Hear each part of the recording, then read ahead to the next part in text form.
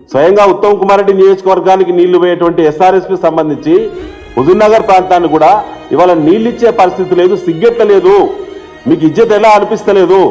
మీకు ఓట్లేసి మిమ్మల్ని ఎమ్మెల్యేలను మంత్రులను ముఖ్యమంత్రులు చేసిన మీ ప్రాంతానికే మీరు సాగునీళ్ళు ఇచ్చే చేతగాని దద్దమ్మలు ఇలా కేసీఆర్ గారి పైన, ఇలా మా కేటీఆర్ హరీష్ గారి పైన మీరు మాట్లాడేటువంటి నీచపు మాటలు, చిల్లర మాటలు ఇప్పటికైనా బంద్ పెట్టాలి.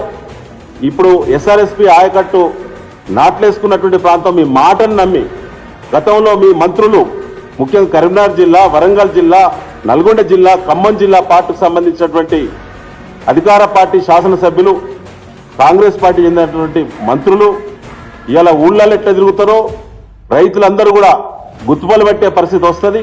మీకు తిరుగుబాటు తప్పదు. మీకు ఖచ్చితంగా ఊరి పొలిమేరల దగ్గరనే మిమ్మల్ని ఆ ఊళ్ళల్లో అడుగు పెట్టకుండా తిప్పి పంపక తప్పదు. ఇలా నష్టం జరిగే ప్రతి నష్టానికి, ప్రతి ఎకరాకు, ప్రతి రైతుకు ముఖ్యమంత్రి